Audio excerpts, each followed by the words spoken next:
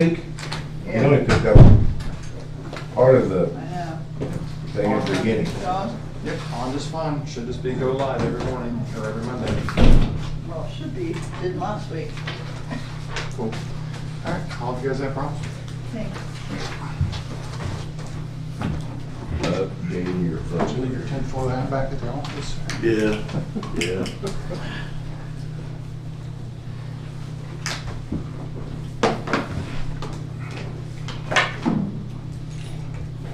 Danny, when you send them guys up to that cemetery in Frankfurt, I found it on Google Earth, I got the map for them. because they're supposed to have their thing on Friday, Friday, July the 4th, 9 o'clock. Just tell them to be careful in monuments. You don't think Look, that. the monuments, like, got that building, the long building right here, the Right. monument's over there. It's the monument, it's in that. Circle? Yeah, I think it's the tall one more than. That's what they want. Clean it, just, are we cleaning the weeds up and everything? And- No, they just want the monument cleaned up because they keep it mowed pretty good. Yeah, it looked like it did, but I just want to Yeah, make they sure. keep it mowed pretty good. And,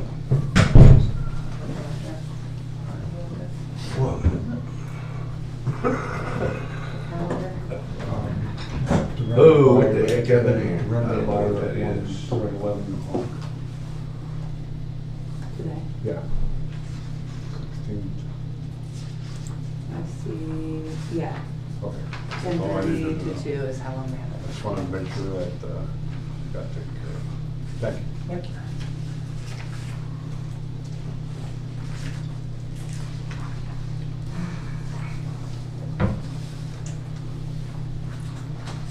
You guys seen the video of the JC Golf Course? Good. JC Golf Course redid the tee boxes and all that stuff like that. It's all part 3 now. Well, it's all par 3 until the grass comes up and then they're gonna change it back to Thank the you. regular thing. But, oh, it flooded. JC Golf Course flooded. Oh yeah, I seen a video of it, it flooded. So I'm thinking they put all that grass down, stuff like that, it may be in Plain Creek, but. We better get, Sell Mark that. better get Mark over there to do the EPA cleanup. I seen, I'm thinking, oh man.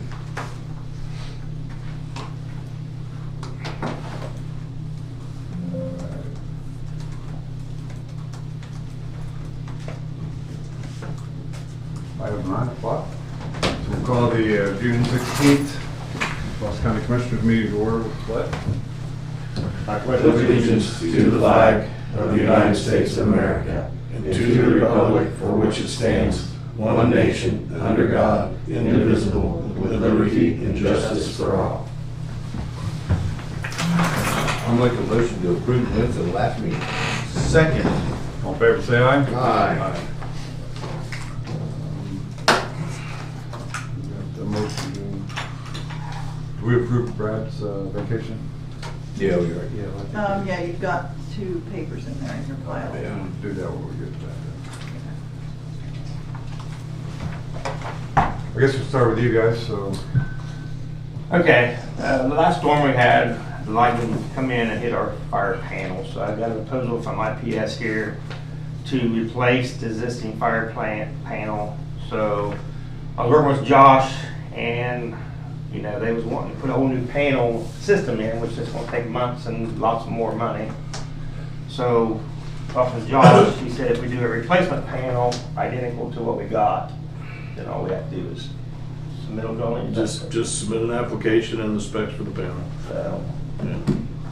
No fees and we'll process it right away. Assuming the insurance covers this. we turned it in to, yes, we turned it in, Brad did that before he left, let him know, and then they'll cover most of it except for your, things. What's the price? IPS is proposing to put a new fire panel called Silent Night back in, which is what we got now. It's a newer version, for $16,501.39. Yeah, not cheap. Now, they also, we don't know what else is bad in the field until we get this hooked up. So we may be, we don't know until we get the front end done, What's not working right now? everything. Everything? Yeah.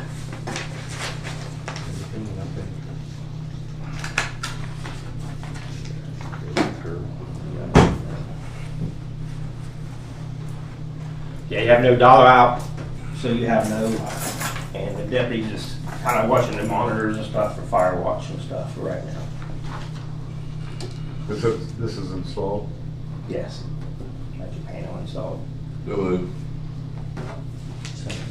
All in favor, say aye. Aye.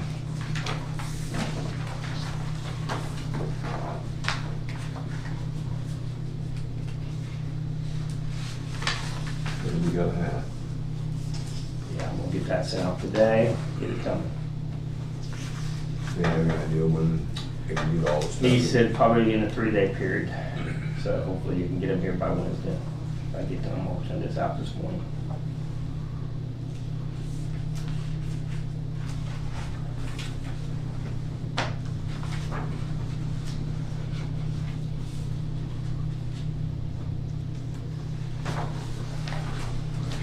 Do you want a copy of this? I'm gonna make a copy right now so I can send it off, and I'll give you a full copy of everything.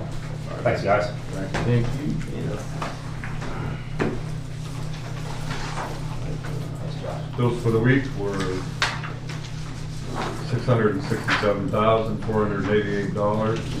Main contributors were prisoner housing over in Fayette County was $13,000. Airmark Service for Food was $7,700. Premier Health Services for the sheriffs, this is all for the sheriff's department, was $45,000. And Planning Commission with the mostly grant money, well, all grant money, except for the Montrose Group, that totaled $317,491. So that was the bulk of the $667,000. So moved. All in favor, say aye. Aye.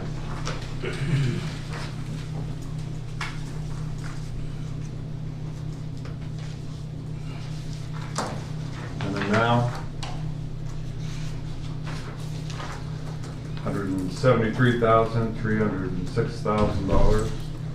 The bulk of that was the outfield wall. The original $127,000 that we kicked in, and then on top of that was $20,808. Brian came over and asked us about, that was the bulk of that $173,000. What is West Side Media? That's, so that's our website. Okay. I'm sure that's just an intermittent charge that they have on retainer and things like that. Yeah, June 2025 through May 2026, that's an annual retainer for the Okay. website. So moved. Second. All in favor, say aye. Aye.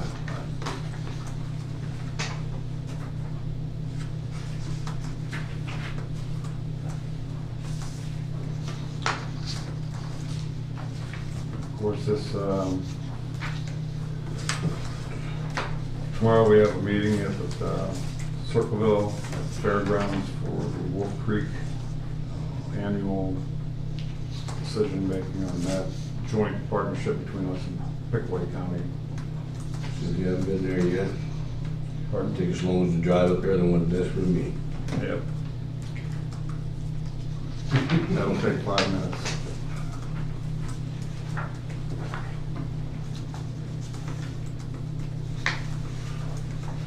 Pickaway County Fair is going on. That's why I headed that fair. First fair.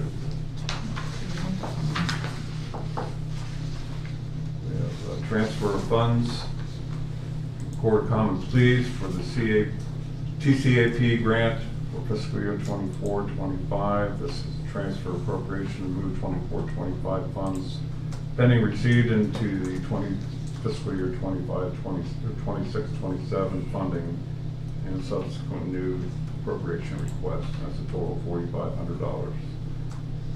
So, second. All in favor, say aye. Aye.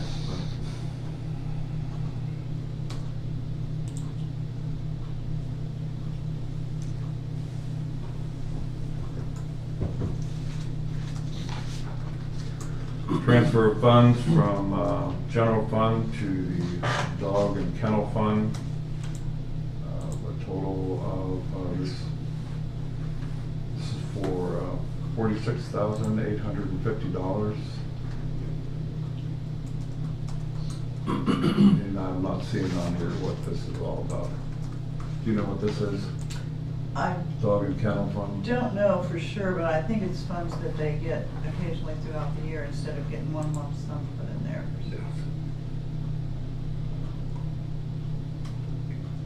Any further discussion on that? So moved. All in favor, say aye. Aye.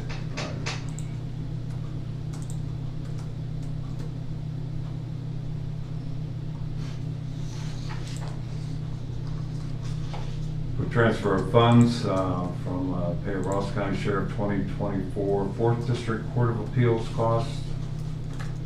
And that is transferring from the general fund into the 4th District Appeals Court. And that's a total of $19,559.54. So moved. Second. All in favor, say aye. Aye.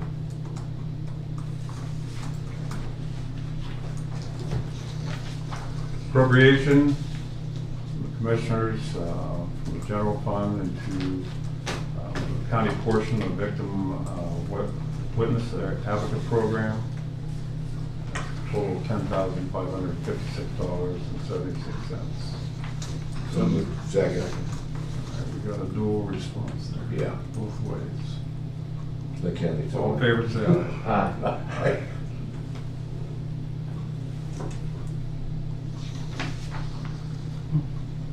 And then this is from the appropriation of funds from the 23 Major Crimes Task Force into the, to establish a 2024 Ohio Drug Law Enforcement Fund, beginning the 1st of July this year. And that's from state grant. It's a total of $91,214.50. So moved. Second. All in favor, say aye. Aye.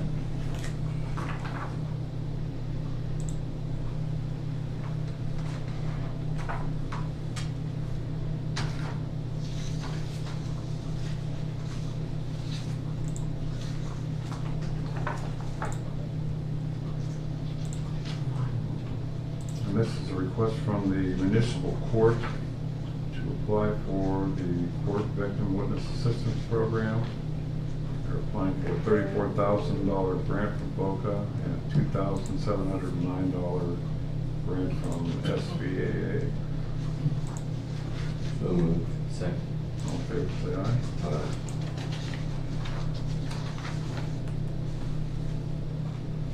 I guess that's the signature page.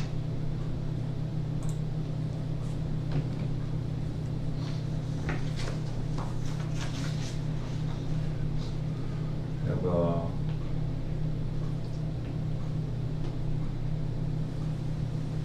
That is, it's part of Mark Thompson's time sheet that he has to turn into the LEPC. And Brad always just has to sign it, so if you can just sign that for him. just sign for Yeah. it, okay. Yeah, I was in contact with Mark throughout the Benton County emissions from the Austin Power Company. He put in a lot of time out there and did a lot of work helping coordinate the area of first responders in that. So called in extra duty and did a good job with that.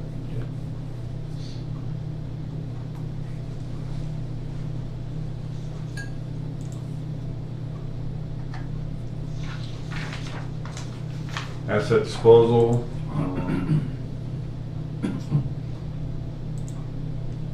Stormwater department. They have drone. DJI Phantom 4RTK drone.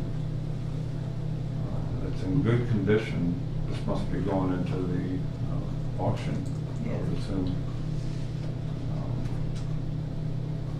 They don't have any reason for it. Is this obsolete? They didn't check any of the reasons for disposal.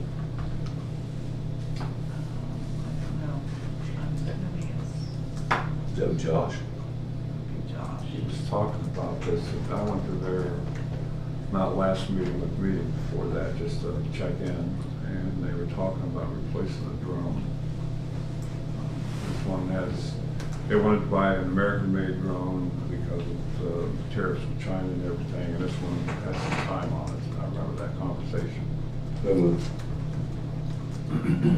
They wanted to replace it with one that's made in America where they can get parts when they need them.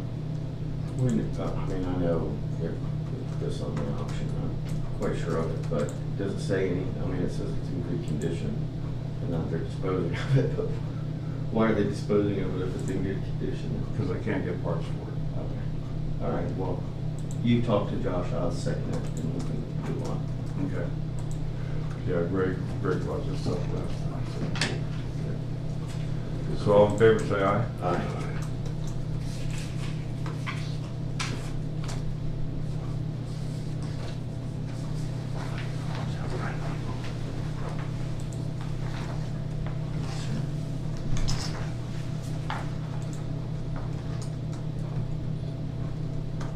Looks like you're getting rid of two of them, right?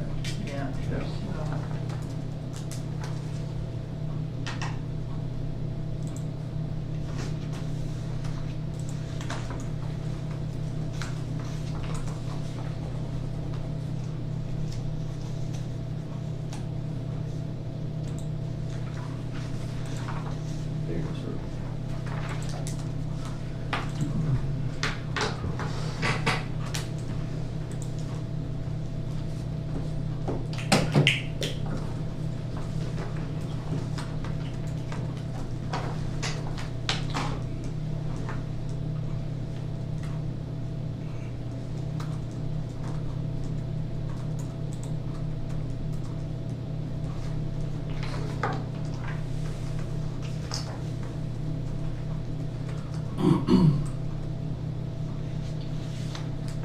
Oh, it does say. There's a day up Yeah, there. yeah, and it says to sell individually. Okay. I missed that on the other one.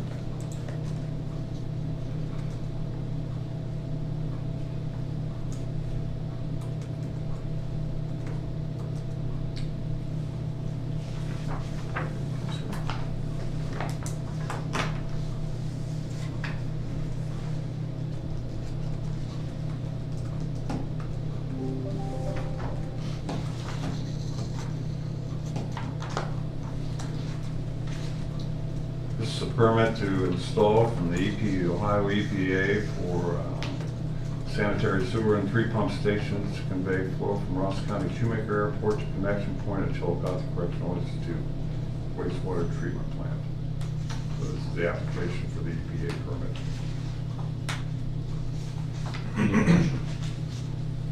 You need a motion? Yeah, I need a Yeah, motion. to So sign. moved. Second. All in favor, say aye.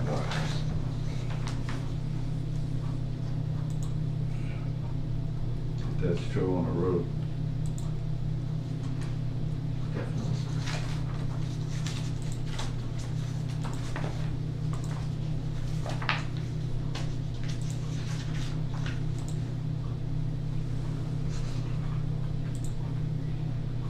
Sheriff Department is applying for a grant for the day reporting program for the Ross County Sheriff's Office to provide alternatives for incarceration.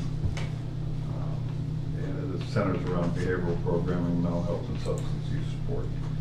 It's $293,546. They're asking for permission to apply for the grant. So moved. I read that, and I didn't know it was a matching fund, because I didn't read anything in there about a matching I didn't fund. think so. I didn't see it either. I read Second. it. Because I'm thinking, well, maybe I missed it or something along the line, but then I read it again, I'm thinking, well, still didn't have anything about a matching It's not fund. in the contract here. Just 293. Have a second, Dave? Oh, Yeah. yeah. He- All in favor? I'm, Yeah. Yeah, further discussion? Do you have any questions? no, I made the motion. Okay. And I seconded it. All right, I got that back. All in favor, say aye. We'll be all right. We got, To be fair, sometimes I do make motions in my head.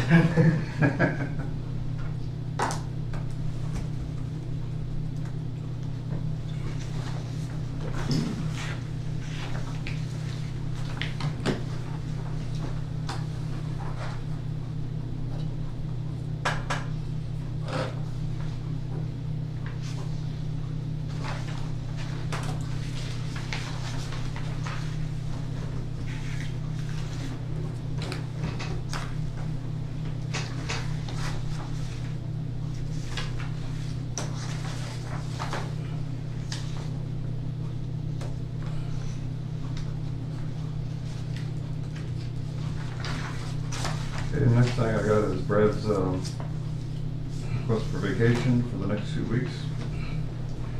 Time sheet. So moved. Second. All in favor, say aye.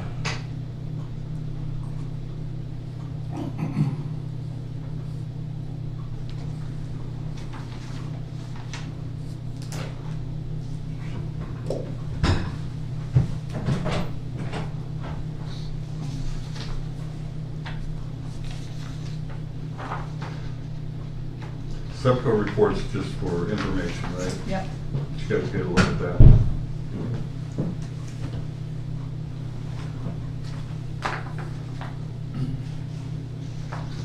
Any questions about that? It is what it is, pretty much. What were the norm for SEPCO or CCAO? 9%.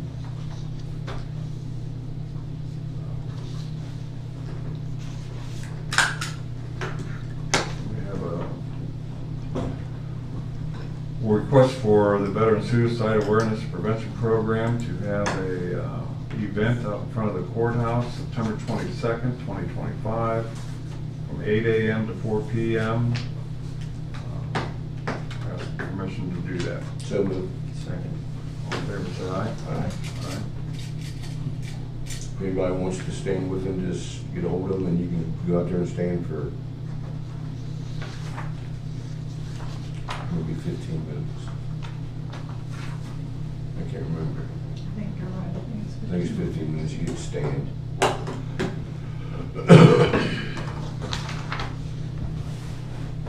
I got a request from Bill Showman to light the bell tower purple in August. He had a new date. He wanted the whole month. Right, revised it to a week. Yeah. And this is for what? Overdose awareness. Overdose awareness. Okay, overdose awareness, okay. So a motion to have a week of 8/24 through 8/30. So moved. Second. All in favor, say aye. Aye.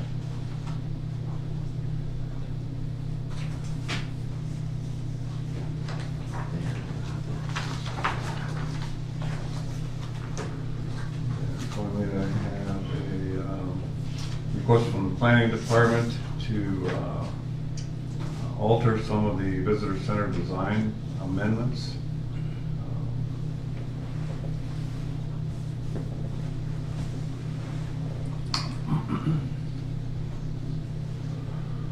Amendment to the American Structure Point Yoctangi Park and Armory portion of the Appalachian History, Heritage, and Cultural Project Agreement. And that change is to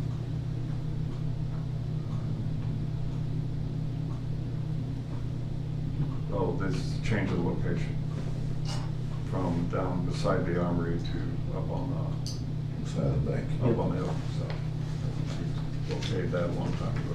Yeah. So, all in agreement with that? Yep, Say aye. so moved, second. We do that so well, or I guess I should say I do that so well. Wait, like you said, with this discussion's old.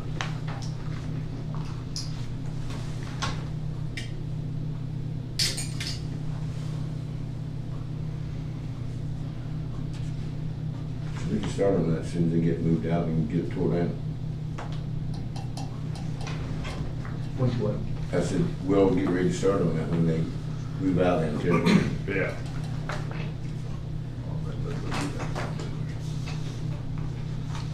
Alright, that's all I got for that. Kathy, the Village of Bainbridge, Oh, That would ARC. do that in a work session. they wanted you to put them letters on the letterhead. Yeah, I think Jack has those. Okay. In his file. For the Indian Good. reserves. With, There's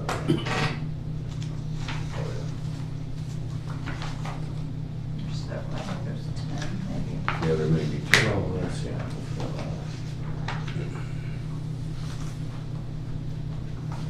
I think These are for the 12 Indian chief. Yes. I'm motion to sign, that authorized check to sign all of them.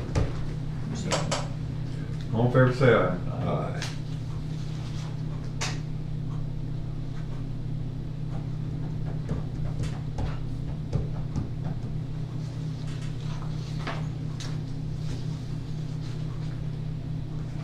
When Jack signed that, we got that, everybody got an invitation.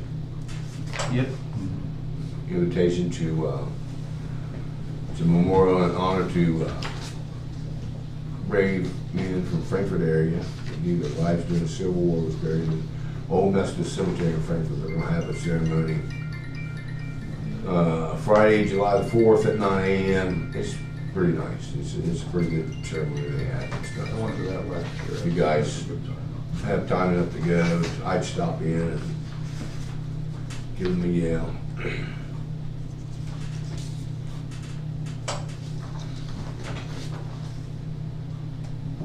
Everybody knows where the cemetery is, in the corner of Walnut and Anderson Avenue. Yep. I go to that almost every year. I didn't go last year. I didn't go last year either. I went last year. Oh, it's okay. Yeah, I didn't go last year. Husband and wife Mm-hmm. does the little acting and singing and stuff like that. Yeah. My mom does the announcing. Or Yeah. She's got her hands in everything.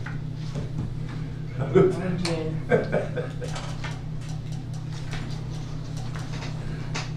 We're around the corner heading for home on America 250 planning too. Yeah.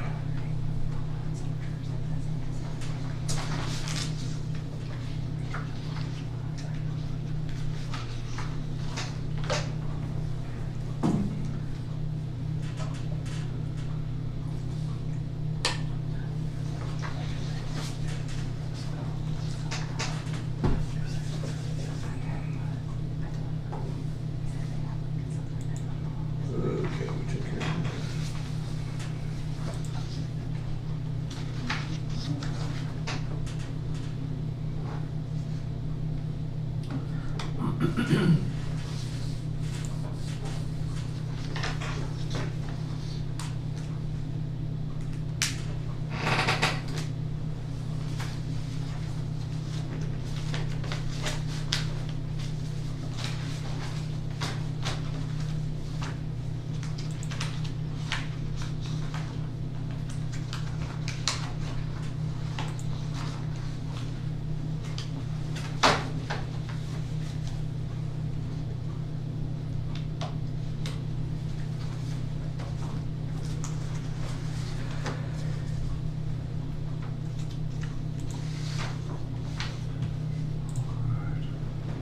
You John? Yes, I am. Okay, we're gonna wait another 4 minutes and see if any fresh shows up, so. Absolutely. Anything interesting last week? Yeah. We had a meeting Friday. It was a good work session.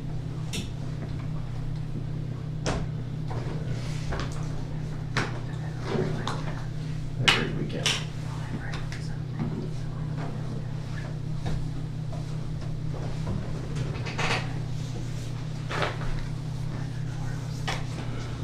I'm trying to think of anything that was.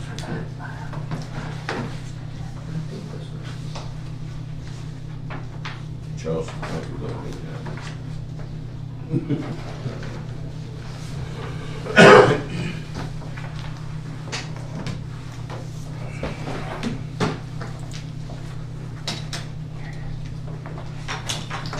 So Mr. Garrett over the weekend. What's he doing? Enjoying life. He seemed real good. Just like last time we saw him, split out the beard. Oh, well, I seen him up to the paints. Yeah. How'd your fresh fry go? Looked like you had a good turnout. It wasn't bad. That's pretty good. It wasn't bad. I had somebody from Columbus ordered chicken. They usually order 300 pieces. I keep telling them, don't order 300 pieces of chicken. And I got 5 gallons of homemade chicken and noodles and 100 pounds of fish. Yeah, you had. So this time she was conservative, 200 pieces of chicken. Mm, It was all gone, so that's good. all the fish was gone. I got no potato salad whatsoever, none. It was good. We wanted, Thanks a lot. we wanted to go out, but we didn't leave the ballpark. It was after 2 o'clock. Hey, You know how it is. it didn't make a starts- difference. It I left- starts rolling back. We got everything cleaned up and it was probably 7 o'clock when my trailer's still loaded with coolers and Oh, yeah. pop-ups. And I said, well, I'll get to it when the rain stops, so Yeah. I may get to it about August or something. Yeah, that's what I was gonna- if you're like me, it'll sit there till August. Good.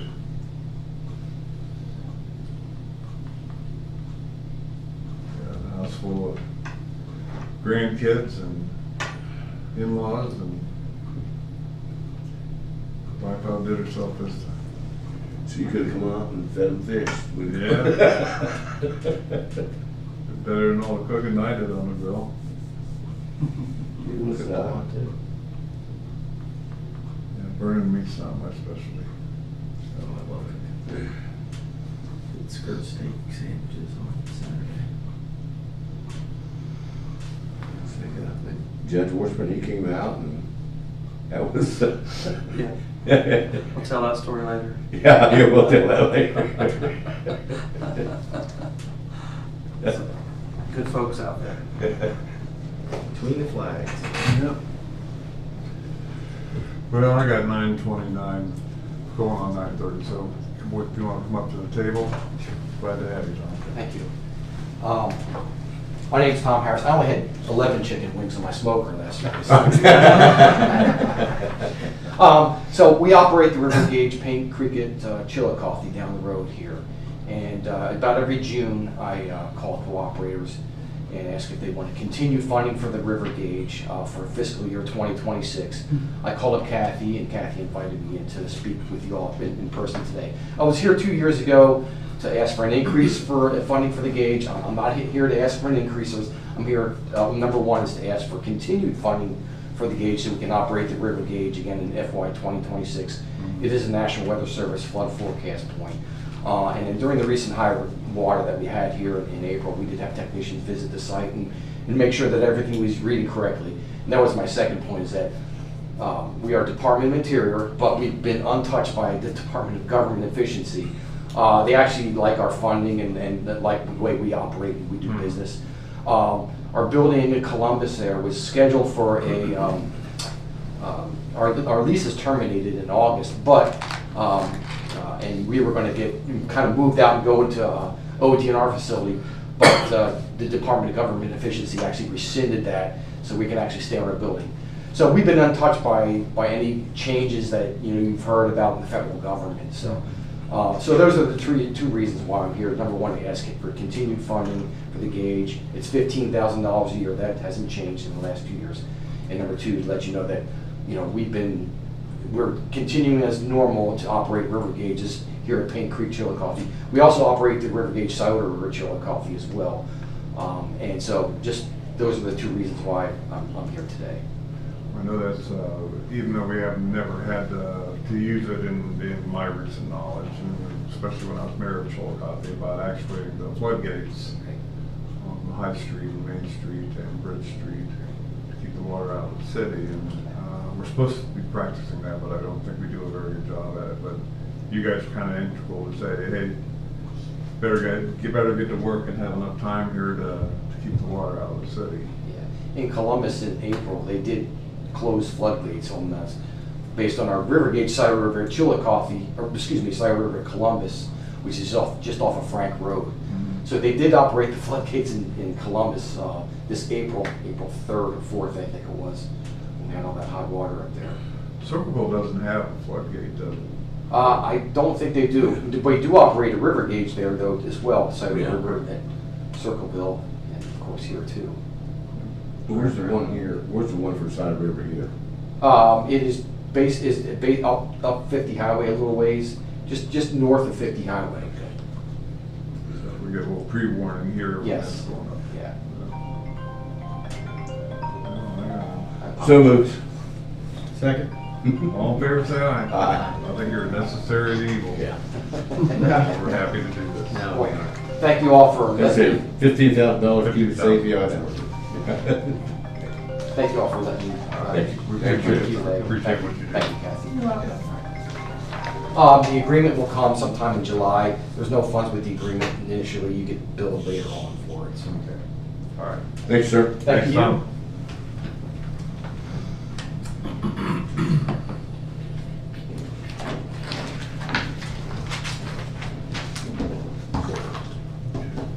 Main Society coming in at 10. And Pat McGinnis coming in at 10:30. Do you know what, is that, Yeah. That was Charlie's reference to Friday. South Township. This woman lives out there and she's not satisfied with what they're doing. on the slip? Yeah. Okay. Don't want anything. Oh, that's the electric lines on, for the pole, Yeah. pole installations, okay. I know. She's not satisfied on anything. We Charlie talked about that. She has some thoughts on how it should be here. If she has a new degree, I'll ask her when she gets it.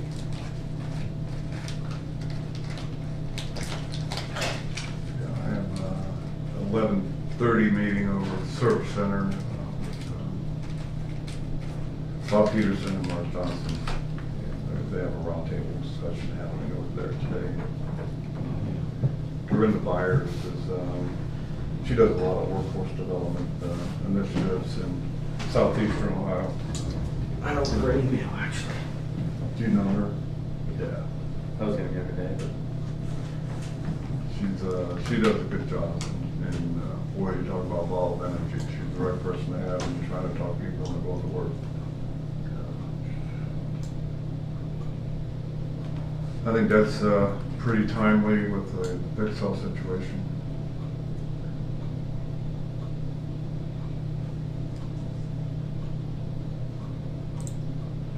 We'll be talking this afternoon about the methodology behind getting aligned to do our economic development stuff.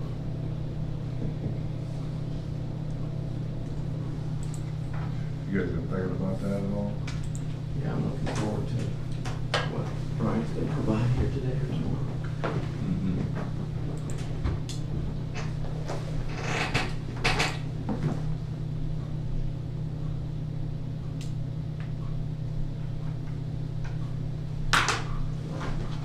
Gives you a good update from Kerry on engaged interest on the site right now. Been a little while since we've had an update on that.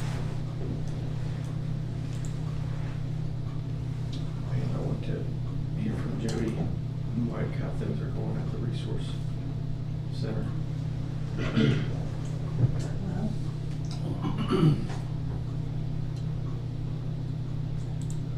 No.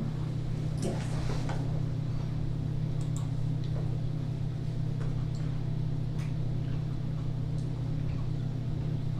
I've been thinking about it, like a position statement. Well, the reason for the closure had nothing to do with the employees there, had nothing to do with local management. That was a corporate decision or lack of decision a decade ago to change product line. Let's do 550. Good morning. Morning. Morning. Waiting for the geological survey. You missed it, it was 9:30. And it's right now, 9:37. It was very efficient. It's a flood gauge, geological survey. But it was run by the geological survey. I think it's part of, I would assume that they use the data from the flood gauge as part of the geological grander survey. But it's It's on- through the Department of Interior and we It just. says U.S. Geological Survey, Paint Street Stream Gauge. Paint Street, stream gauge, Paint Creek. stream gauge. Yeah. Okay. I think it was, only thing they're doing is check to see how high the water is. Okay. Yeah, they weren't digging for anything or nothing like that. They just- They come in every year to get so we can give them money. Maintenance funding Yeah. Okay. for the gauge system. We have 2 gauges here in Ross County and One's on Paint Creek, one's on the side of the river. It's annual housekeeping. Annual housekeeping, that's the only thing it is. Yeah, just a normal month or annual fee. We're on Paint Creek. I know where the one on Scioto is, just downstream from the Bridge Street Bridge. This, Yeah, The other Route one's, 50, other one's out Route 50. So, which would be Main Street. so when the dam gives out, you get advance notice, right? Paint Yes. Creek Dam?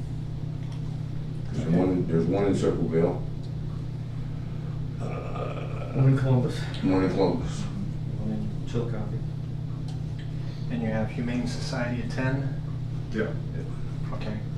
The Pixel response team, will that be in closed session, open session? It'll likely be in closed session. Entire thing? Yep. Okay. All right, I'll hang out here for the Humane Society unless you tell me it's not anything important. I think we're open for until we go into recess, so nothing. Yeah, I don't expect it to be executive session. Yeah, we'll be open until 11:30. I'm in Humane Society if that's not going to be anything significant. I don't think so. Telling you their building is finished, you know? They have the trusses up, they don't have the roof up. I was talking to one of the board members over the weekend. So maybe making just- good progress. Maybe just giving you a progress report. It wasn't anything official, he's my neighbor. Okay.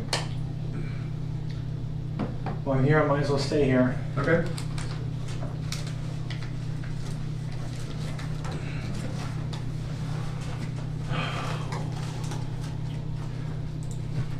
Yeah, they want, they think the building's far enough along, they want to do a photo walk with us.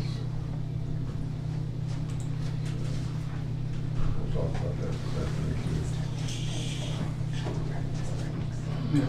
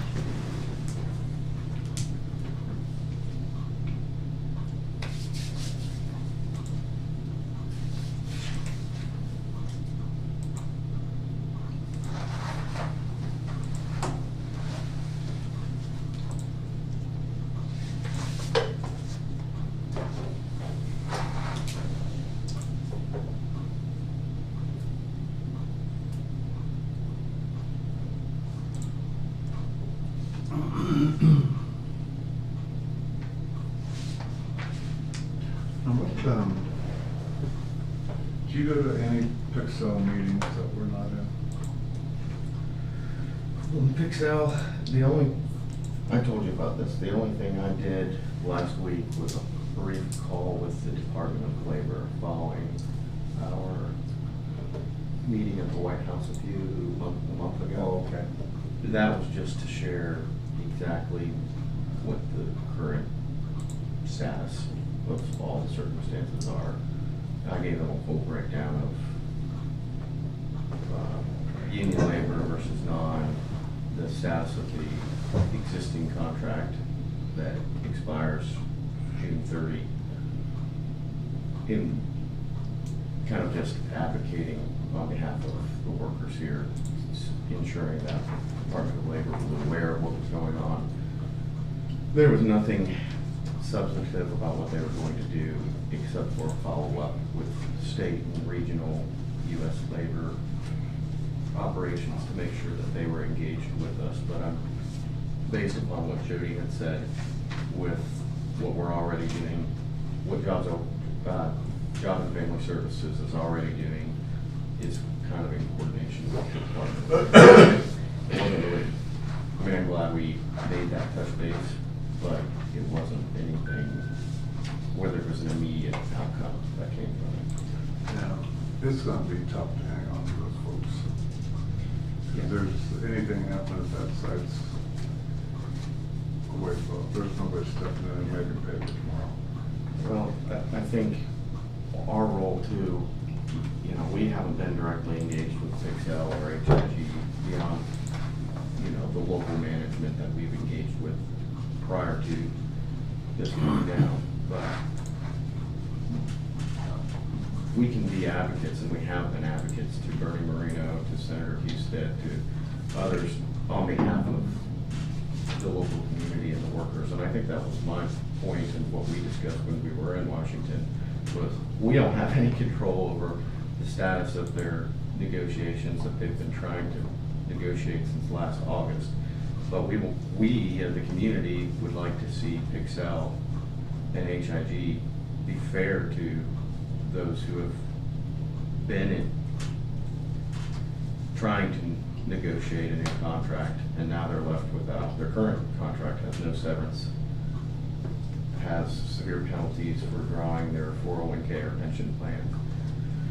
And hopefully that when they reach the bargaining table, they'll be in a position to receive what's fair. But again, we're not engaged in that, just beyond being advocates. Well, I think the planning for that site next is our best That's use our of role. time. Yeah.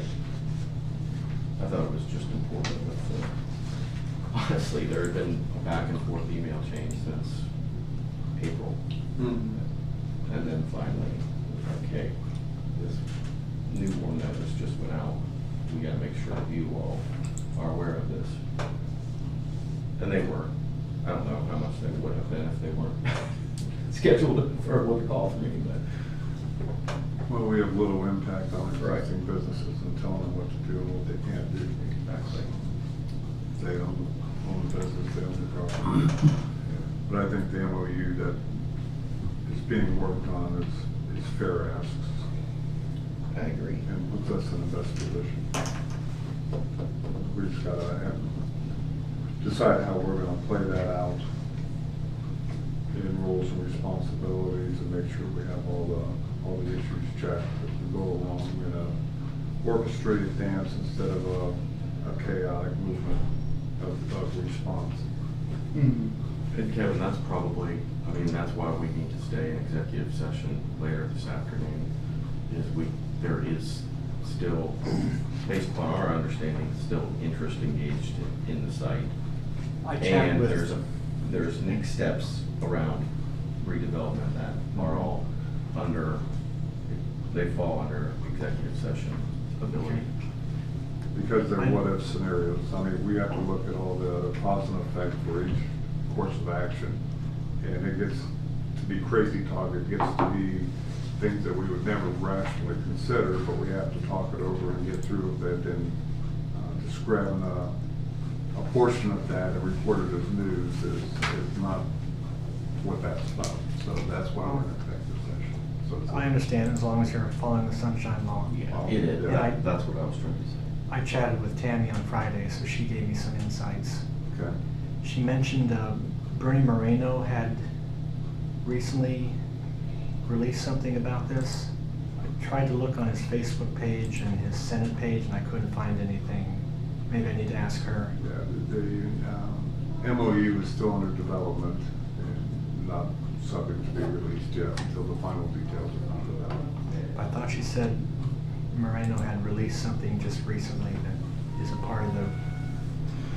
I don't know what she's referencing. It's really a bunch of stuff. I think we're on the loop on all of it, but I don't know what she's referencing. Maybe I misunderstood. I mean, I didn't write anything down because she said it was off the record, most of it. So. Yeah. That's still to be finalized. And I would There's- like. You describe yourself as a hatchet man. I do not describe myself. I'm a growth manager. There's a big difference between somebody that comes in and carves apart a business and sells it off versus somebody that turns the course of the business.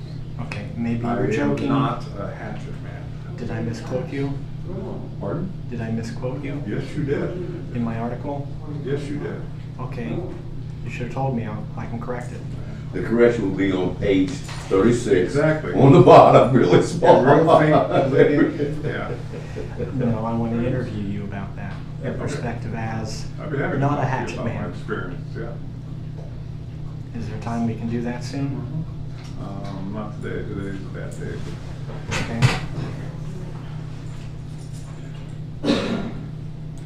The moment you see I made a mistake, please let me know. Okay. And we don't have a page 8, it's all. Sometime Wednesday before 3. Okay. Let's see what I have. Okay.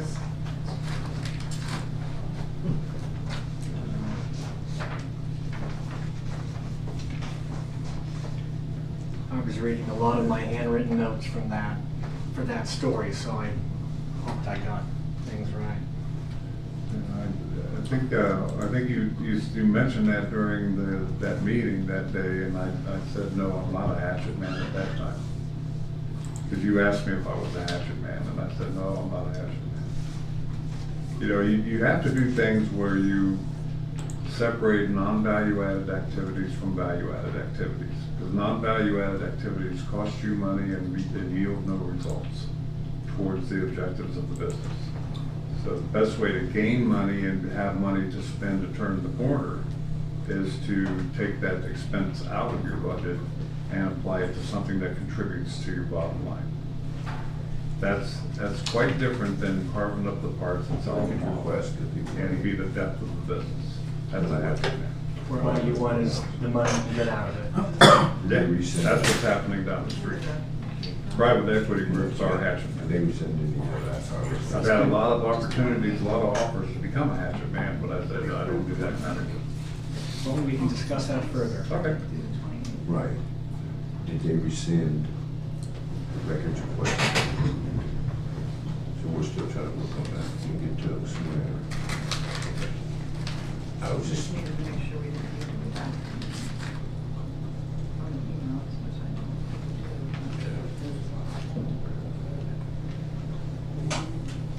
I I'm just reading through my old emails and stuff like that, and I'm thinking, okay, here's one, the public records request, and yeah, they've been sent to Jeff to look at. Did we send them that information, the public records request? It's been sent to Jeff to make sure we didn't need to redact anything, Okay. and then it will be.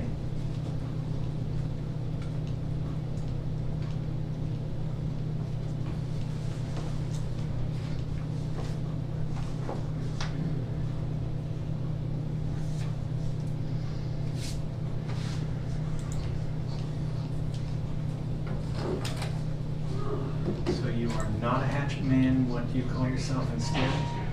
Growth manager. Okay.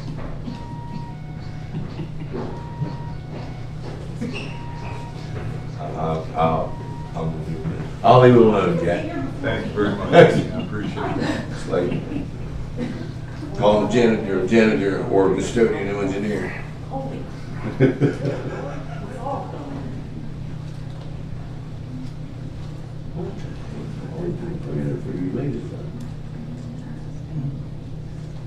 She asked board members, wildlife official.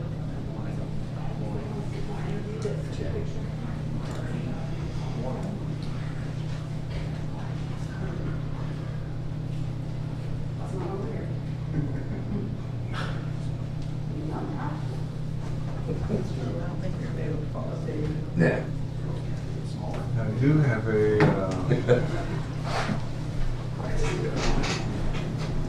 grant application here from the Sheriff's Department to the Department of Natural Resources, Division of Parks and Watercraft.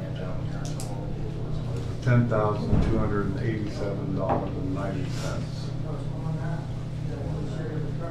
It has a match. Sub-recipient agrees to contribute a minimum of $3,429.30, 25% of matching funds.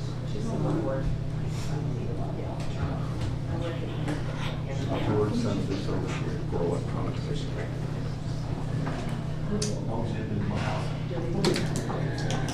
So we get $10,287. We're paying $3,429 matching funds. What's he gonna use the money for?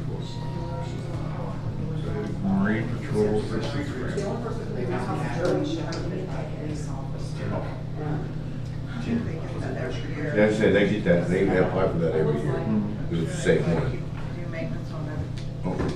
That just seems like a pretty tough match. What have you ever seen?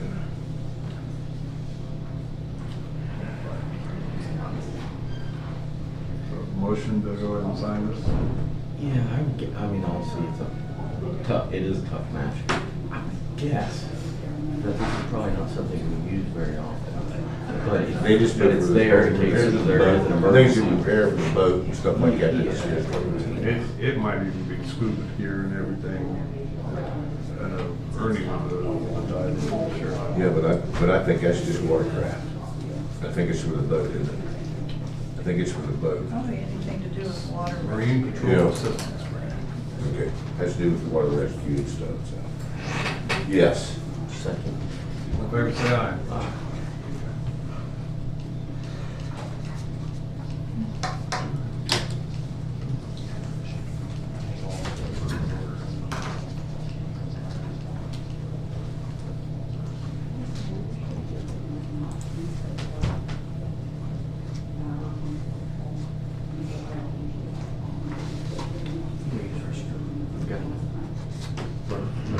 Okay. We've got a minute. I just want to make sure you're not going Yeah, they got 6 minutes. Hey, good morning.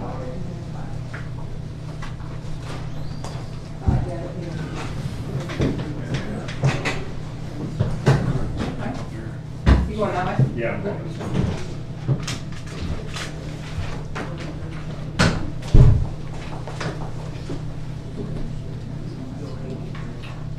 Folks come in and make yourself home. We weren't sure if you were ready for us. We're just in here in between kind of topics, so. I brought a whole slew. I'm sorry. He's not in the car, unfortunately.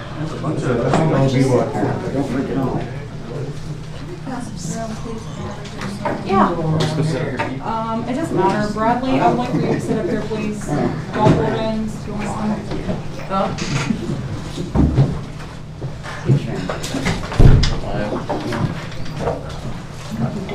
Good morning. How we doing, guys? Good. Squeeze mine up here real quick.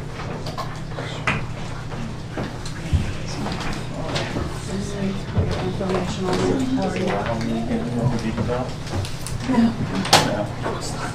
Got it, Sydney?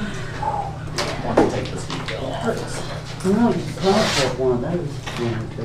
Yeah, I'll probably just do that. Yeah. Did you guys read what I sent? Where is my copy? You and one of you don't have that. Yeah. Brad, did you read the thing about that? I did read it on email. You want a copy of it? You have a copy.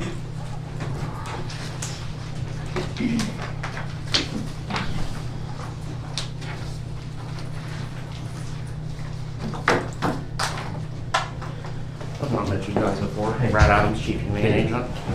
Brad, Jack Everson. Hi there. How we doing? Hi.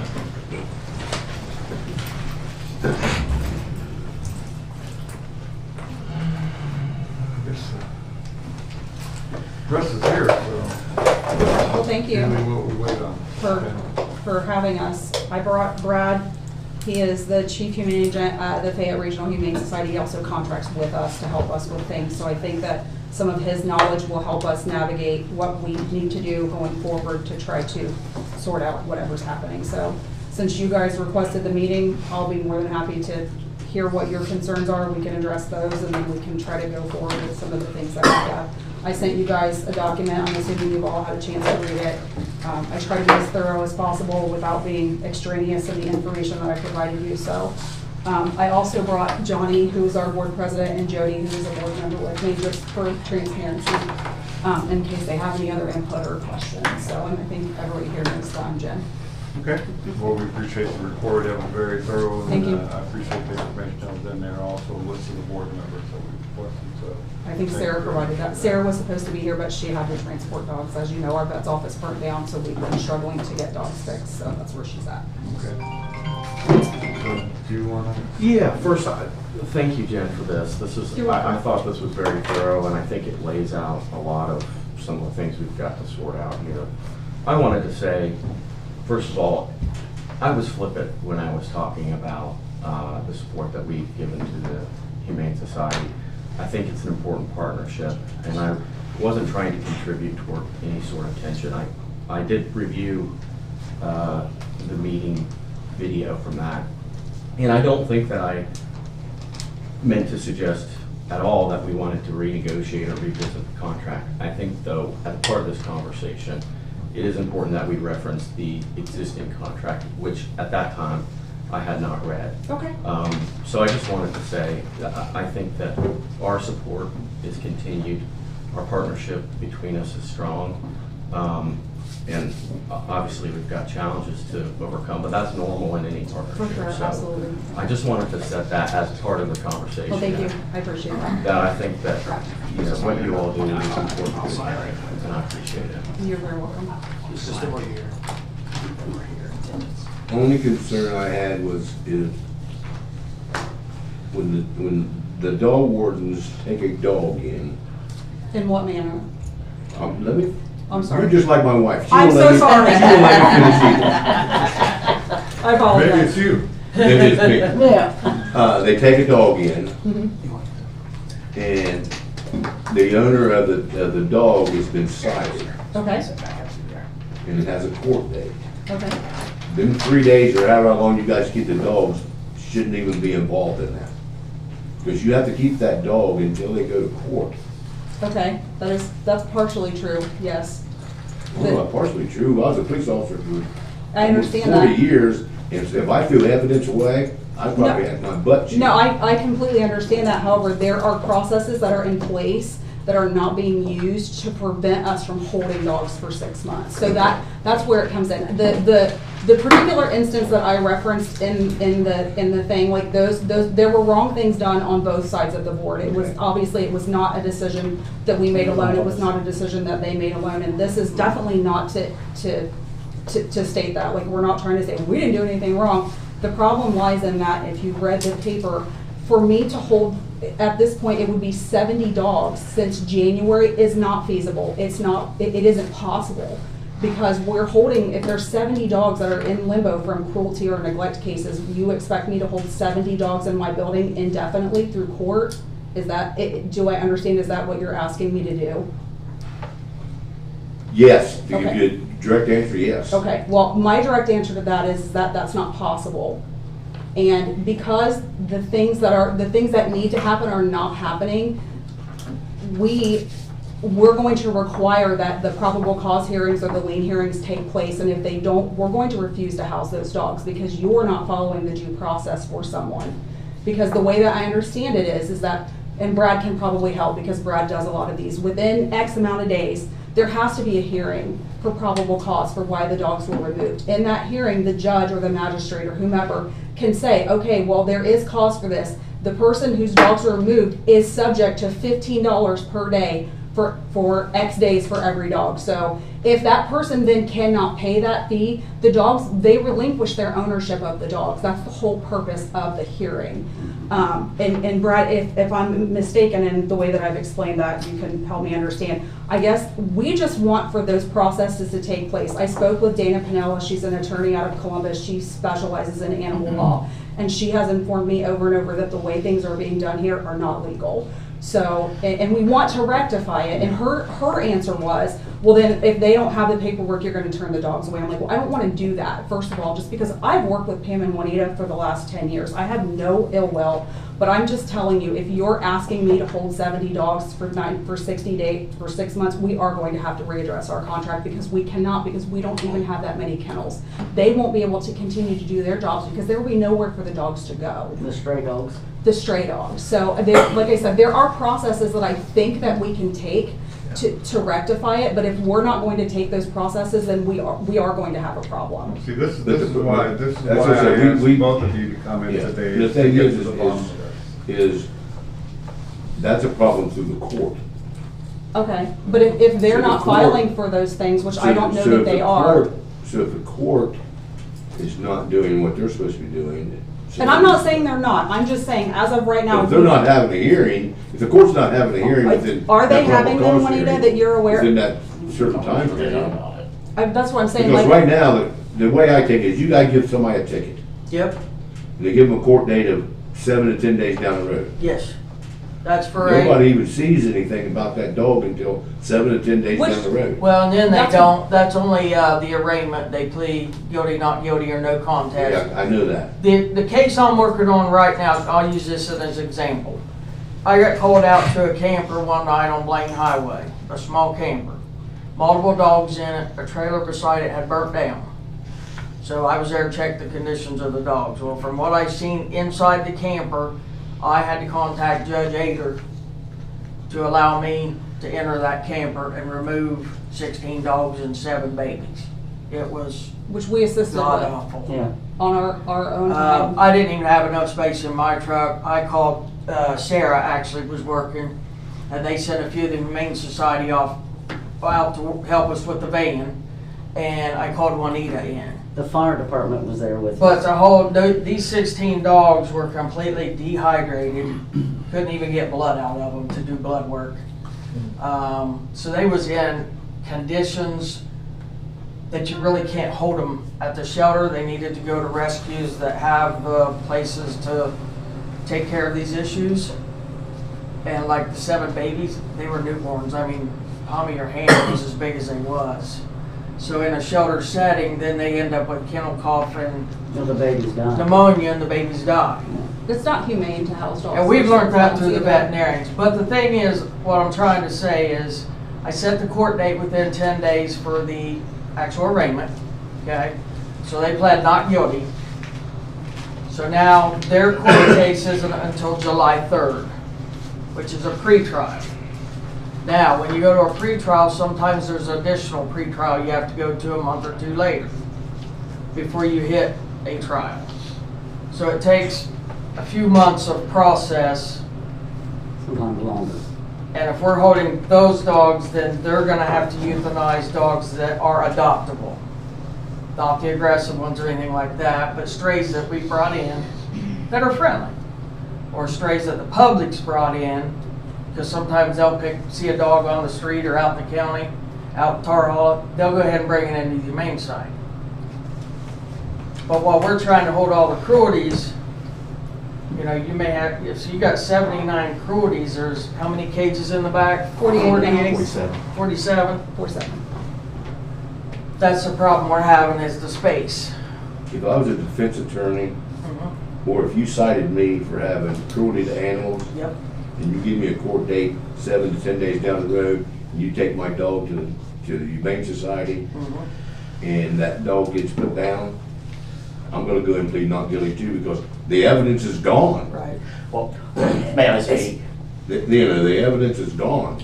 So I until you show me agree. the evidence that I did something, I mean, it's, 7 to 10 So, days, I wanna- they don't get euthanized Yeah, then. It's, Well, here, what was I the wanna hear longest? Agent- Sorry. Brad, So Brad, the state of Ohio, Thank you. if Sorry. there is an animal removed for a violation of animal cruelty, the court has to set a date within 10 days for a probable cause hearing for the judge to determine whether that animal was seized correctly and that there was probable cause for that animal to be seized.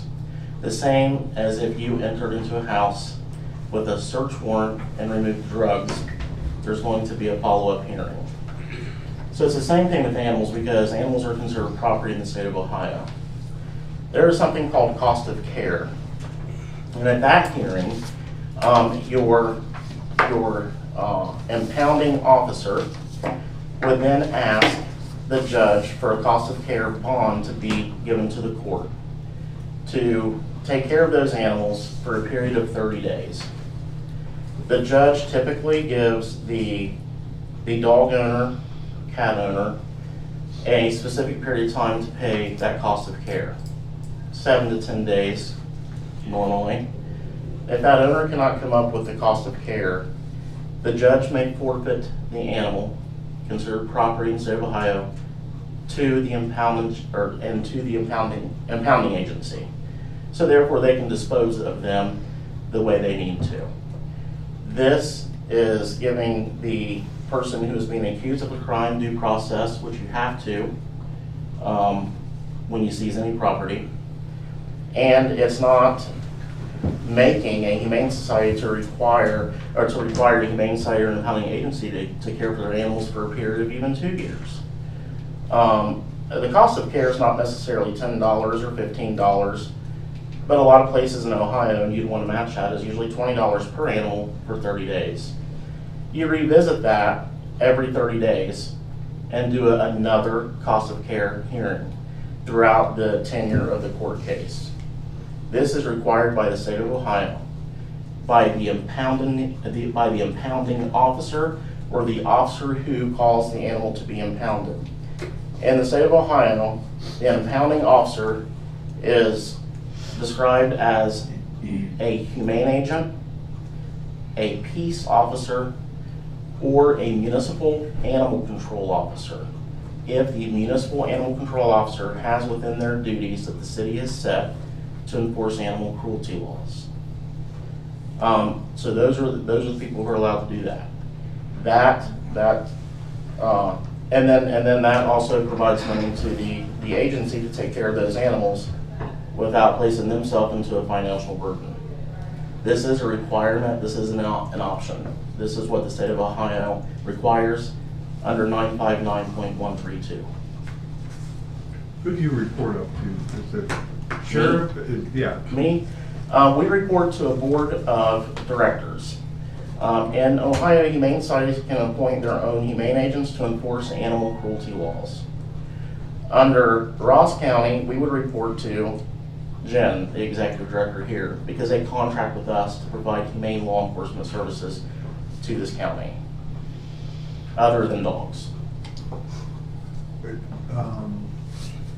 What kind of training differentiates you between a warden and a humane agent? So in Ohio, a certified humane agent goes through about a 1-week class that is approved by the Ohio Peace Officers Training Commission through the Ohio Peace Officers Association. And they have to go through how to enforce laws, learn laws like the 959.132 and those processes, due process, search warrants, how to enter someone's property and not what to do and what you can do. And then at the end, you go through tactical defense training. In Ohio, a humane agent has the same powers as the police officer or a deputy sheriff in the performance of their duties. They also have arresting power. Does most humane agents do it? No, because of the liability, probably not the right transport vehicles, and probably not having a good contract with the county jail.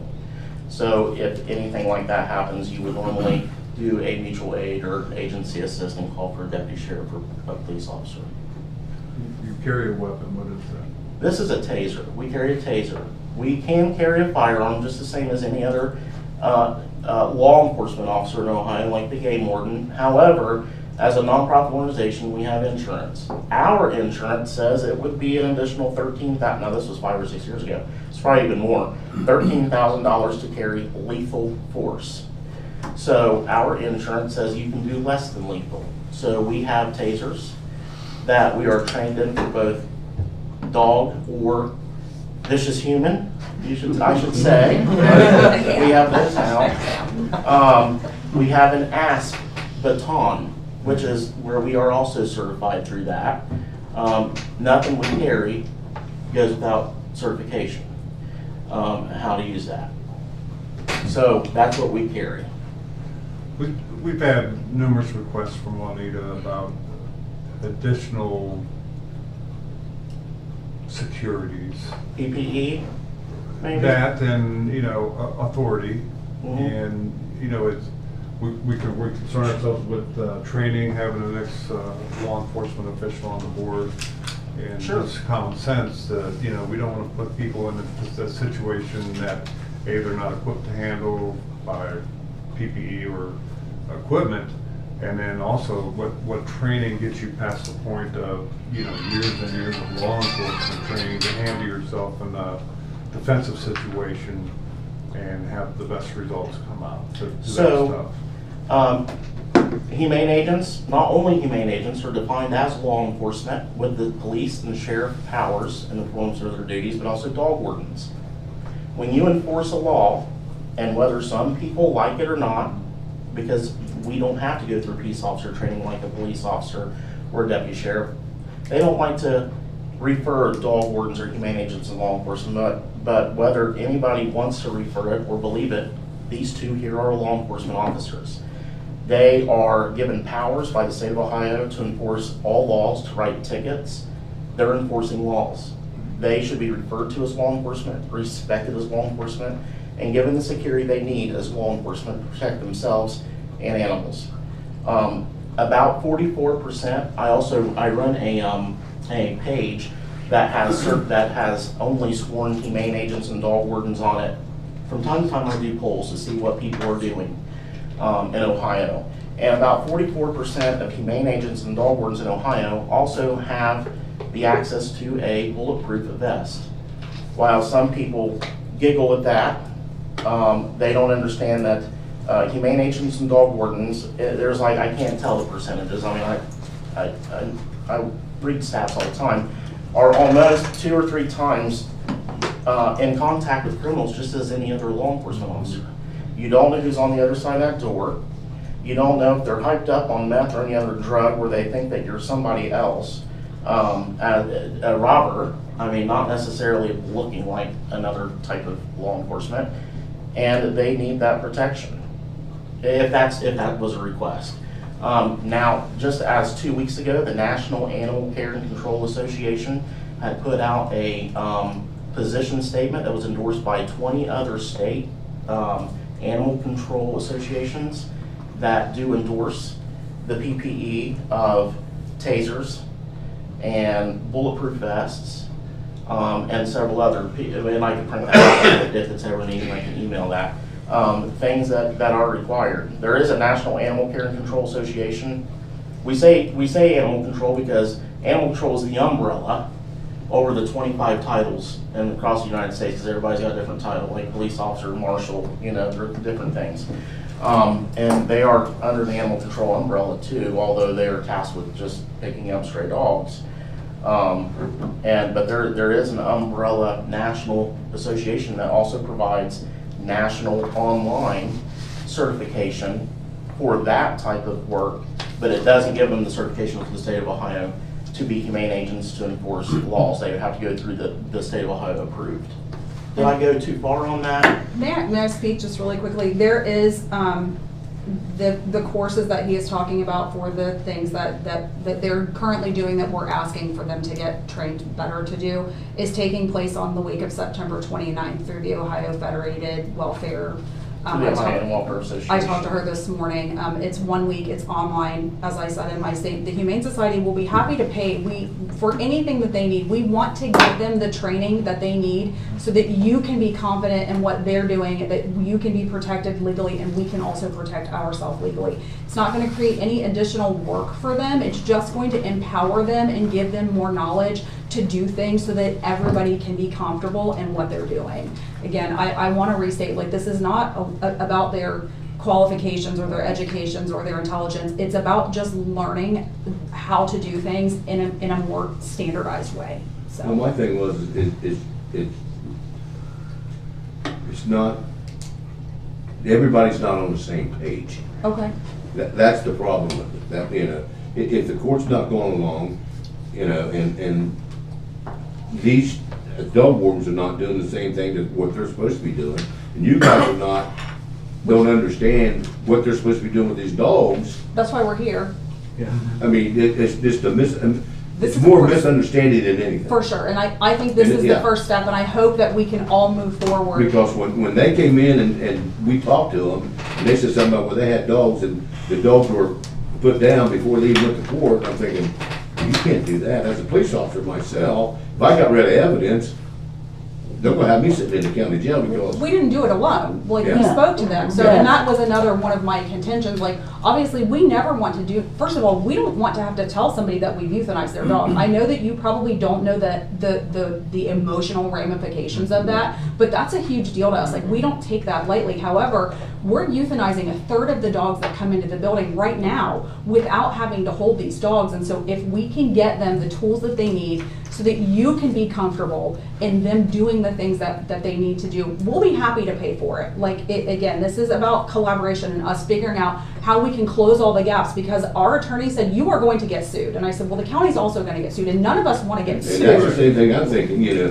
if somebody takes my animal. For sure. For me, before I go to court, I can't give and the judge says, well, you know, we're gonna dismiss the case, he gets his animal back.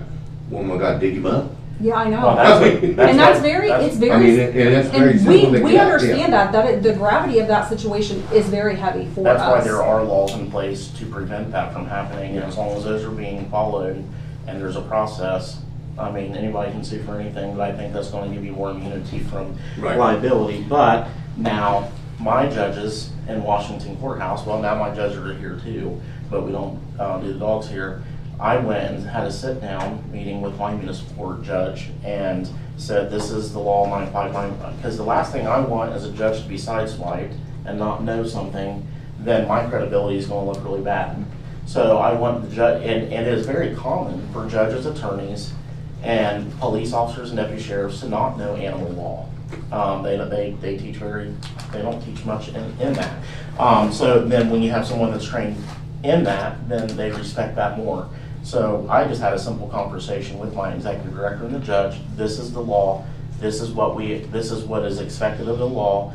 And this is what, don't be sideswiped when we come in with a hearing on probable cause and he doesn't know what's going on, and this is what you can do.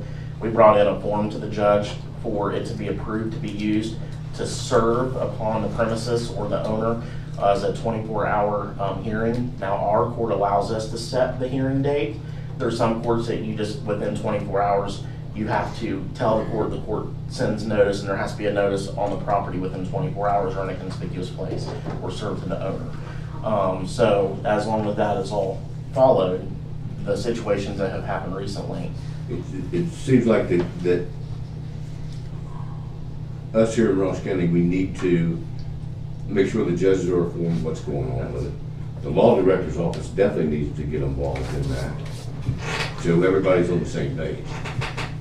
If I could jump in, because I think we're all saying the same thing. Sure. In a lot of different ways. And I'll look toward kind of the 4 points that you made as a focus for this meeting, because I don't think we're gonna solve all of this here in a half hour. This is an issue that deserves more attention than that.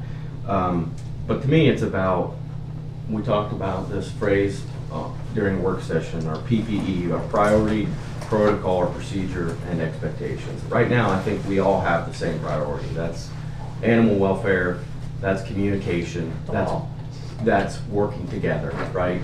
And so when I look at those 4 points, we addressed the concerns and comment during last meeting several weeks ago.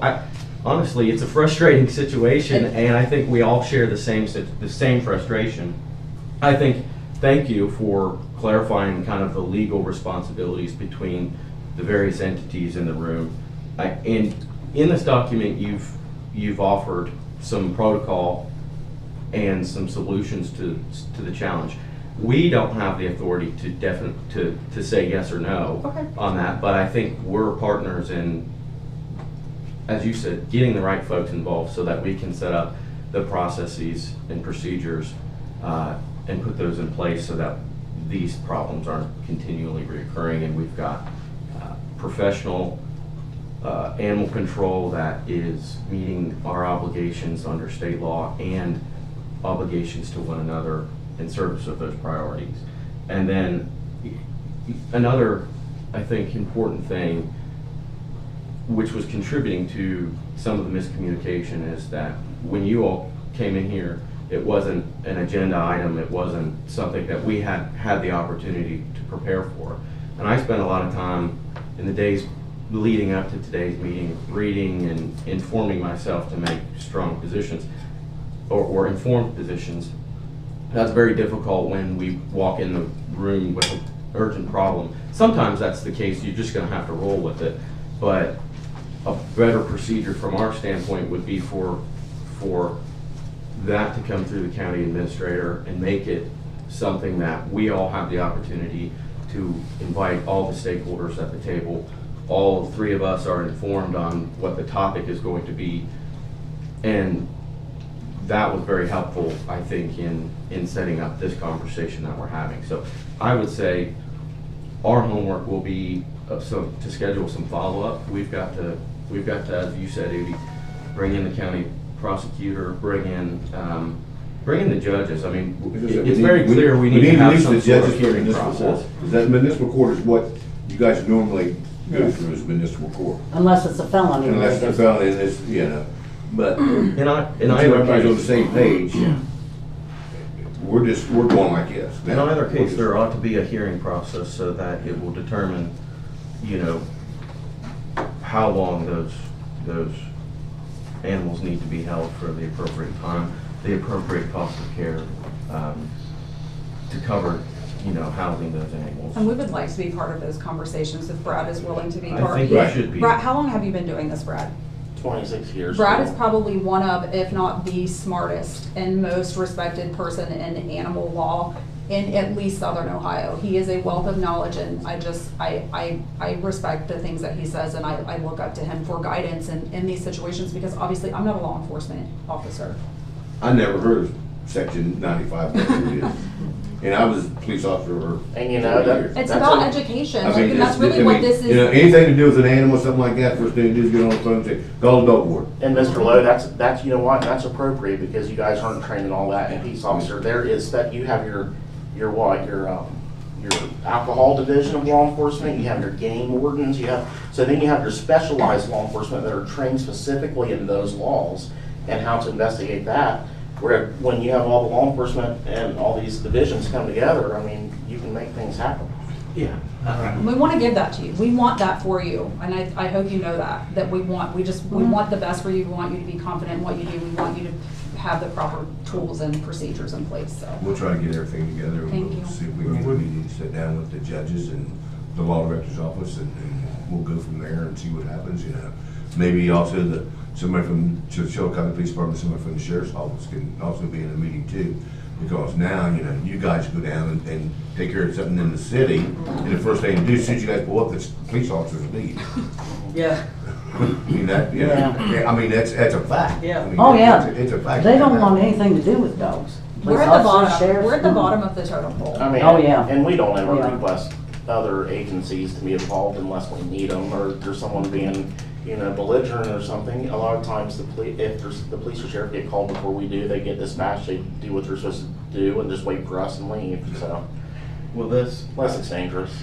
thank you, Agent Adams, for, I agree from what I can see, Jen, that you've communicated effectively. You know what, I get real frustrated when things are not functional, when it seems like there's dysfunction between government and its partners. That's what I've observed here in the past several months of this, but I think this is very, very productive in charting a path forward. I think that we can set up some I love that. additional meetings for progress. That makes me very happy. I appreciate your guys' time.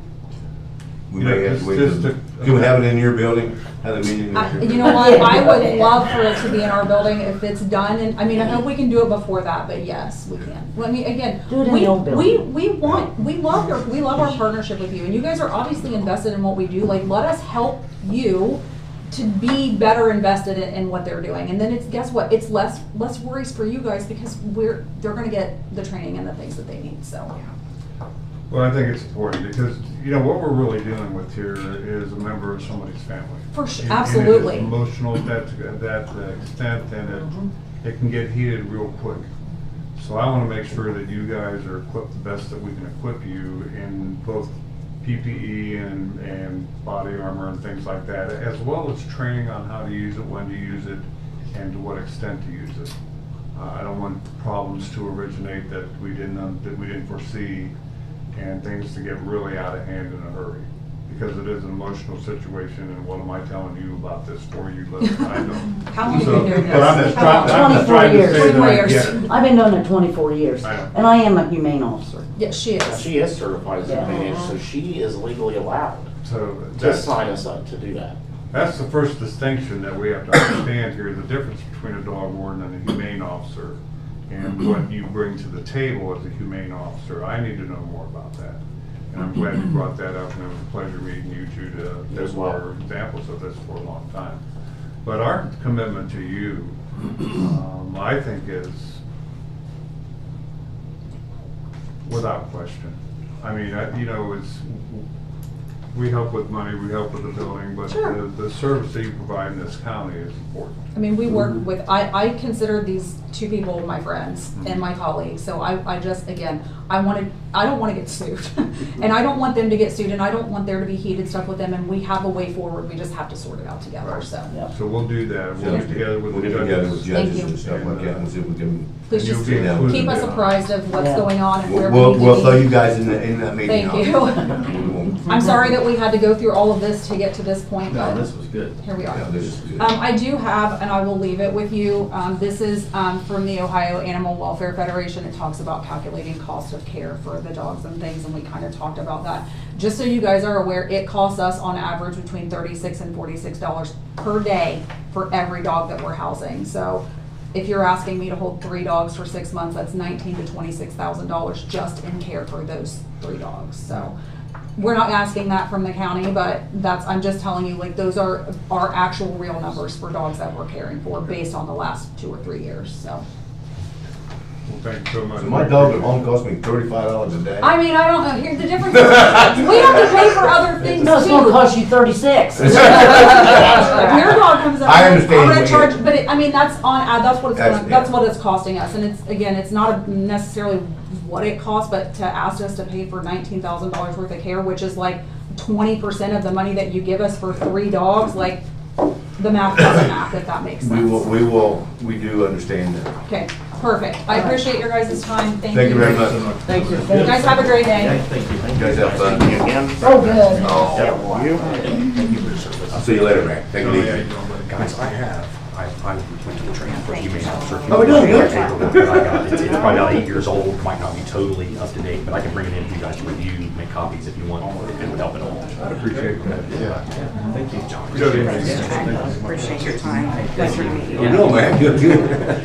Almost done out there, right? Building's almost We're done. close. We want you guys to come out and check it out whenever you're ready. I mean, we can at least walk through it now. Well, I drove by there just one day and The roof is on, so We have offices framed up, worst we dry. have kennel walls going up, so, it's exciting. Good, good. Yeah, we'd love to have you guys out anytime you're ready. Okay. Okay, thank you. thank you. Pam? Yes. Hi, it's your turn. You want to come up to the table here? I'm her husband, Mike. Come on up. Nice to meet you. Come on up. Because they are the best at what they do, and they have an opportunity. I've lived out on Allen Cliff Road for about 32 years. Sorry. There's noise out there. He always does that. I don't know if you take it away. He always does. You know, we've seen the road not with blacktop and gravel and everything, and they've worked to fix the top of the hill, and my concern is they're going to overdo it on the bottom of the hill. That'll create more problems. So And- slip at the bottom of the hill, you're worried about that's not being addressed? They're working on it, and they did address the top. And the problem is the substrate on the bottom is so fluid that now there's blacktop, and it's just like a board over top of it, and it makes a cave, and then it comes down and washes, and it's the side, it's the half towards the creek. that is slid. And I think it's gonna have to go to, at least the hill, go back to gravel. Lower it And I was. think it would hold on that bottom part if that half towards the creek is, that blacktop that's slid is taken out of there and then build it up like they did on top. And I don't think those poles are needed. It's been recommended to change the electric poles to get in there with a huge trench where I think they could just get the blacktop up with a loader so that they don't have to go up high where those electric lines are. Because when the poles are changed, then we're gonna, it's all kind of uphill there until it's at the curves, and then it flattens out. And I'm afraid with that pole on the other side, it's gonna create more problems, because then AP will want to come in, and I've watched on the top of the hill, there's a lot of red oaks and things, and when they start trimming them, those trees die, and then they're not able to hold that hill. But if the gravel had been left, you know, the gravel, it goes into that soft substrate and helps hold it, whereas that blacktop just sits on top. And it was okay when that blacktop was, but now that blacktop's, It's thick. so. More's not better sometimes, it's just more weight. Well, And we have had double the average water Yeah. in May. But we also have, at the end of the road, at least a couple neighbors, they've been bringing in large truckfuls repeatedly. I'm saying yeah. 100 or more. Heavy tonnage. They're trying to extend the road back there. And they bring, I watched, you know, I walk the road, and I watched them bring in overfilled, you know, big rocks, and not just one, multiples, Well, like. that's, when Allen and- School got taken down, that's where it ended up, was at the end of our road, unfortunately. But it's rock, but on that's part of why, with the rain, that has, and I don't know if you could put a weight limit on that road, because that hill is, It's steep, I'm well familiar with And that. where they done the repair, they did a great job, but possibly not even bother repaving the gravel that's there now. It's working really well, and or if they pave it, or if they fix the bottom similarly, then I agree. I don't think they need to go to quite the extent. because it damages. Just don't put trees. pavement back on top. What's the purpose of taking all that fill, that concrete and dirt, Not- clear to the end of They're trying There's to people that build live up down there the that are road. trying to extend their property, and some I of can it tell goes you the into the names creek, some of it. Of the neighbors. I mean, it's Chris McNeely, and it's the Wells, Greg, I think is his first name. He's with the Sunrush construction, Sunrush. He brings a lot of concrete He's trucks. been, I don't know if he's trying to build a hotel down there or something. I mean, Rhode it's, Island. we get, and we haven't had the tourists come down since that bad. You get a lot of tourists when it rains. Because it's a and- pretty place to take a But drive. those roads, but they know it's not safe for them now. But yeah, they've been bringing concrete truck after concrete truck, and so that's part of the reason. But then it's just a place where it just needs that gravel base, so, because the shale is so soft, especially at the top of the hill. But it's almost that until the bottom. But that side. Same problem at the bottom. So The side there, but I have watched how, when it rains, you can just see it's empty underneath that. yeah, You can see under the cracks. you literally can see them empty under the road. We live right at the bottom of the hill, literally. And often take the dogs walks, so you get really close looks at Yeah. whatever. Yeah, I've taken pictures of that and following it. I live right in Hestwood, so I just live, Okay. you know. No, Yeah, just down the well, road, and the essentially. one on the bottom now is starting to even deteriorate further. Yeah. And the one on top, when it really went, I mean, it was like practically overnight, it dropped 7 or 8 feet. And, yeah, and it's just, anyway, yeah, And- it's a difficult situation. Right. Part of my problem I have with how the engineer has designed to try to fix the bottom, to put those poles. He thinks he needs one of those huge pieces of equipment. So he's moved the electric pole, he wants it to go over. Well, then they're gonna wanna cut that, and that's a hill over there. And that's all gonna go. I mean, it's already,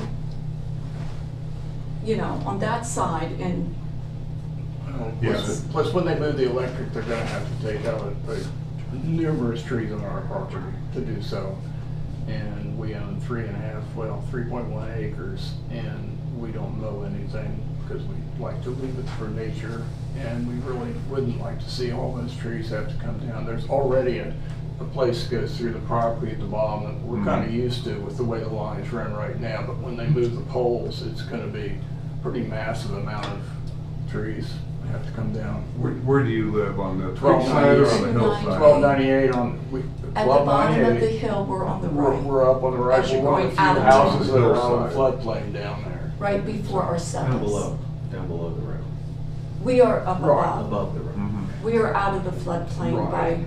I don't know how many In other yards. words, you come right to the bottom of that hill and then there's S-curves. Right. We're right there before the S-curve. But Our it- driveway takes off. It is on our This time of property year, you that can't hardly that see pretty the house because of electric the pole trees, is, So, which yeah, I'm teasing. drive out there since you're that close and Yeah. get familiar with the number of trees that'll have to come down at that point, which is a little bit alarming to us, but I understand the engineer has to decide some way to fix it, so. Well, and I do think there needs to be some sort of weight limit. I mean, we have 2 trash pickup trucks come down there. I don't know if there's a way that they can say the They could at least say, majority what, and just like, have everybody get one. one trash company. Or it might come, I was thinking as bad as the hill is, gonna come to where they have to put their trash at the top of the hill to try to keep the weight of all this off Because there are a that lot of hill. residences past that point. There are a fair amount, probably 20 houses from the hill down. Yeah, those don't scare me quite as much as a dump truck full of concrete. That's Yeah. what, Right. and And that's it's more than continuous one. down there, yeah. The wells, it was the concrete. But McNeely has brought down, and these are the ones I'm saying, it's in the hundreds of how many big, and, you know, they've got a hill down there. They're trying to build a road that is gonna last for 100 years, I guess, I don't know. Well, and another business that's there that I don't think is much of a concern, and actually I was part of that business at one time, is Arcellite Landscaping. It's right next door to me. Arcellite Landscaping, I started that business with Chris Littler over 30 years ago now. And most of those trucks are just 1-ton trucks carrying landscape material. So I don't think those are as much of a worry. I mean, especially Not as heavy. that hill's long enough, people can just, until things got fixed, you just kind of hung to the left, you know, until you got a chance to peek around the corner. And it's a problem just the way everything is down there, but, I mean, when we first moved in 32 years ago, there wasn't even a guardrail.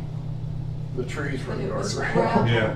Yeah. Literally, so, But it was gravel and it didn't wash out, but Yeah. we've had much more rain now than we used to have. yes, we've But had it- much more. But it would flood, they didn't have control of the lake as much either. I mean, you were flooded in about 3 days of spring because it would come up. I don't know.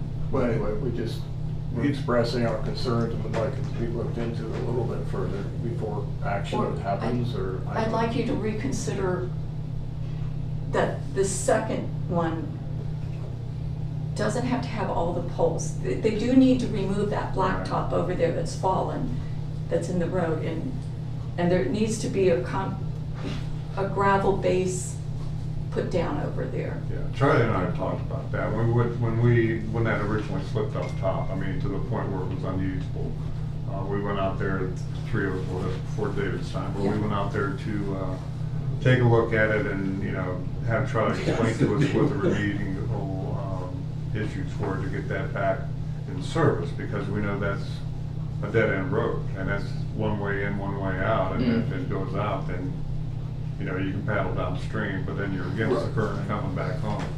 So, Yeah, they may have to take Vandermark's, not Vandermark Lane, but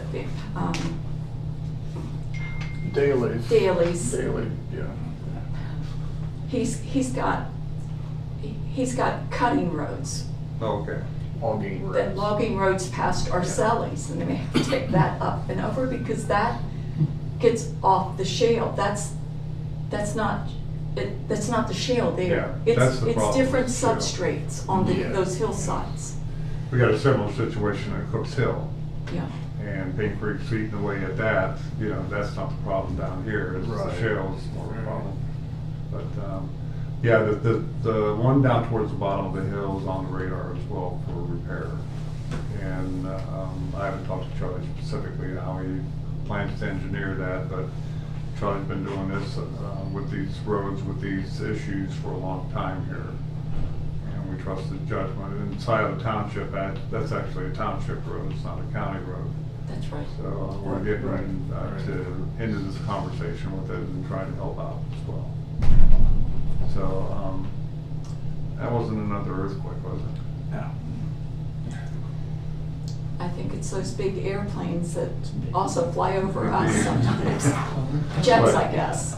But, no, we'll keep you apprised of what we're looking at there. And moving the telephone lines, I don't know the purpose of that. Not totally, it's the Well, electric. they wouldn't It's be the able to, electric they line. wouldn't be able to Yeah. dig the base for those metal poles because the lines do cut right across the road, but maybe it can be He's a temporary worried move the about lines and then the put them back. lines being, and I wonder if, you know, we all live down there and we know if maybe the electric from there down at the box up on top where Vandermark is could just be turned off while they're working. If they, you know, think that they really gotta have those huge 20 feet Well, it took a poles large piece down of there. equipment to dig the base for Yeah. those poles at the top. It was an excellent repair, what they did, Up on top, so. it was needed. I mean, that's a blind curve. I honk my horn every time I go and turn on my lights, you know. Even though there's Try to stop be signs, safe. yes.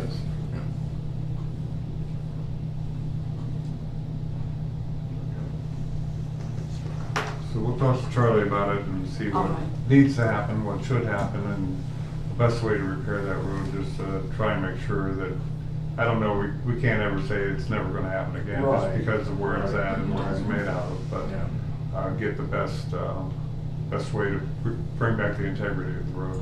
Well, yeah, Chris McNeely's things of concrete Mhm. or gravel, rocks, kind of needed dumped on that hillside, you know, all Yeah. up and, Yeah, But, to make light of it, yes. but it's Charlie Ortman is who you're Yes, talking about? yes. Okay. Yeah, that, you know, weight limit on that road, I think makes a lot of sense. Yeah, because, That's gonna interfere with what Mr. McNeely's been doing for years.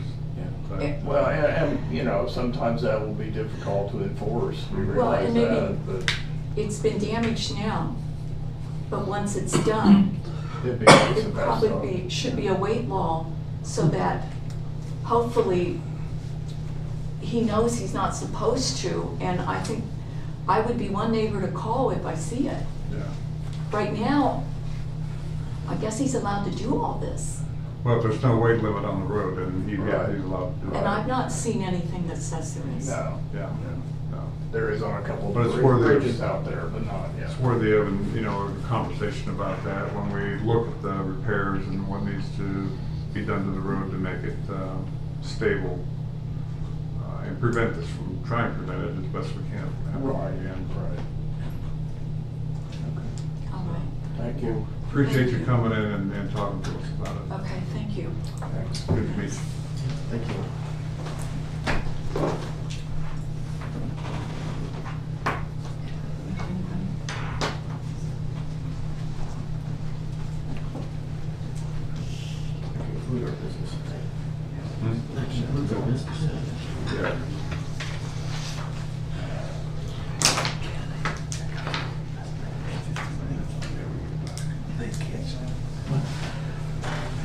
we have any more business tonight? I'm sorry. I will make a motion to recess. Okay. I'll second. All in favor, say aye. We're gonna come back 1 1 o'clock. o'clock. Excel recess. Kathy, you can turn us off. Hi.